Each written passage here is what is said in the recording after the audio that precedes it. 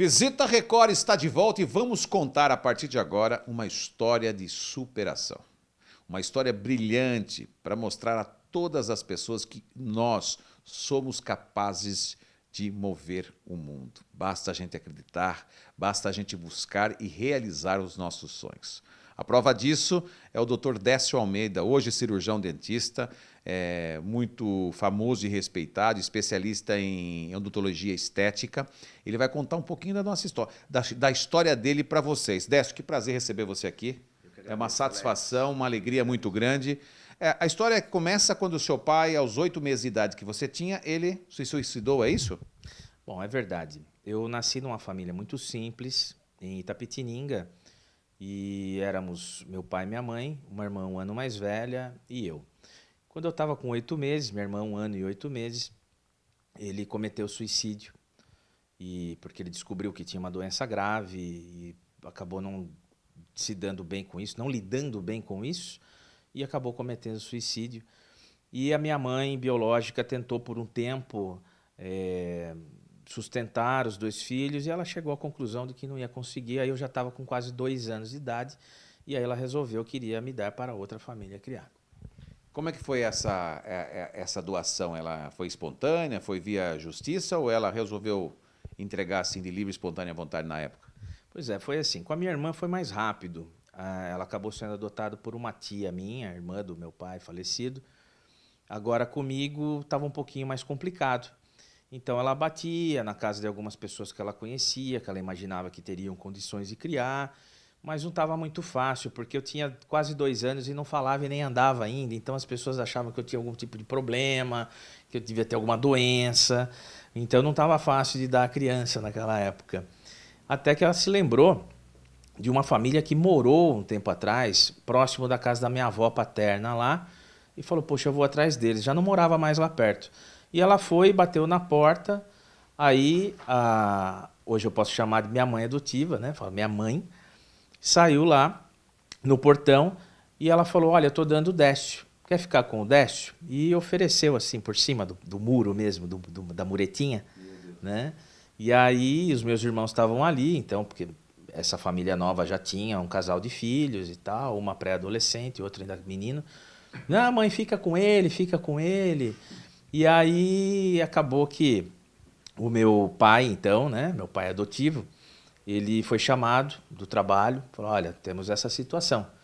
Então ele propôs para minha mãe biológica, falou, ó, 1 semana de teste, vamos ver como é que funciona. Se tudo der certo, a gente oficializa. E aí deu certo. Nossa, que história louca, né, gente? Você pensar que a sua mãe teve que fazer isso por uma necessidade, não foi por por um desprezo, por nada, e poder... O amor falou mais alto nesse caso, né? Pra você ver, ela teve que ter todo o amor dela para dar entregar um filho, porque ela não tinha condição de atender, e não tinha mesmo, Décio? Não tinha condições, porque naquela época, nos 70 ainda, as mulheres amaziadas, né, elas não tinham os direitos que têm hoje. Então, quando ele morreu, apesar de ele ser funcionário público e tal, era bem empregado, ela só ficou com dívidas, ela só ficou com as contas a pagar. Então, foi muito difícil para ela mesmo. E nessa família nova, como é que foi a sua vida até chegar na fase adulta? Bom, a minha vida nessa nova família se resume a uma palavra: maravilhosa, sensacional. A família que me adotou era uma família muito unida, uma família de muito respeito, uma família de princípios. Eu os amo de paixão e eles me amam muito também. Então, eu só posso dizer que, naquela época, essa família estava de passagem por Itapetininga. O meu pai tinha um trabalho lá, mas não ia ficar tanto tempo lá, já se sabia disso. Então, eu brinco que eles não foram a trabalho do meu pai, por causa do trabalho do meu pai. Eles foram me resgatar lá e eles não estavam sabendo disso. Era uma missão que eles tinham, né? Então, depois de 1 semana que você estava na casa, ninguém queria largar mais você. Daí acho que até nem eu, né? Eu queria sair mais dali. O conforto do lar, né? É diferente. Não tenha dúvida, né? E o caçula, né? Cheguei pronto já, com 2 anos. Você ainda trabalha em maternidade, em gestação, em nada. Só faltava andar e falar. Eu acho que deve ter caminhado rapidinho para isso, né? Mas também quando começou a falar, Não parou mais. Aí não parou mais. Esta família que adotou vocês, ela tinha uma condição financeira boa, que te deu estrutura por detrás, ou você teve que vencer por conta própria? Olha, tinha uma estrutura, lógico, muito melhor do que a minha mãe biológica, mas não era uma família abastada. Não era esse caso. Nunca me faltou nada. Eu tive uma infância maravilhosa, mas tudo muito simples, não tenha dúvida. Como é que foi? Eu sei que hoje você não tem um sonho realizado. Você se formou em cirurgião dentista, montou seu próprio ateliê, que é isso que nós estamos vendo aqui, né? Temos até imagens do doutor trabalhando nesse momento, né? Que já é um doutor respeitado, faz muito trabalho para várias pessoas importantes, pessoas que gostam de ter a autoestima elevada, né? Através da odontologia estética, que hoje é super moda e super importante na vida das pessoas. E junto com isso, antes veio o seu laboratório de prótese. Você se formou em prótese primeiro, para depois se tornar dentista, é isso? Exatamente. Quando eu tinha mais ou menos 13 anos de idade, eu estava bem cansado já de ficar em casa. Eu tinha um exemplo de pessoas trabalhadoras dentro de casa. Então eu estava enjoado daquele esquema sessão da tarde, bolacha e pipoca. Então eu queria trabalhar. E aí alguém me falou, olha, tem um protético que está precisando de um boy, de um menino para buscar trabalho e tal, fazer entrega. E eu falei, protético? O que é protético? Nem sabia o que era isso, né? Mas eu fui lá ver. Eu fui, o rapaz era um rapaz novo ainda, que hoje também é cirurgião dentista, uma pessoa muito bacana. O João, queria mandar um abraço para você, João. E eu comecei a trabalhar com ele lá para fazer entregas e fazer limpeza, né? Era um pouquinho de tudo, um ajudante dele. Mas aí sempre fui muito curioso, já comecei a perguntar, queria saber das coisas. Com um mês ali, eu já estava fazendo pequenas tarefas dentro do laboratório. Aí já ingressei no curso de prótese também. Na época a gente podia fazer curso técnico junto com o segundo grau. Com 18 anos eu tinha meu próprio CRO já de técnico em prótese. E aí então essa foi a primeira fase, né? Como protético. Esse ano fez 28 anos de atividade como protético. Que maravilha, né? Então você conseguiu, através daquele primeiro emprego com 13 anos de idade. Por isso que eu acho importante ingressar no mercado de trabalho, as pessoas no início da juventude, até para ocupar a cabeça, ocupar o tempo. E é uma forma mais acertativa, inclusive, da gente se encaminhar para uma carreira daquilo que a gente realmente veio para fazer nesse mundo. Você não acha? Olha, comigo foi exatamente Comigo assim. também, viu? Foi também, Alex? Foi também. Pois é.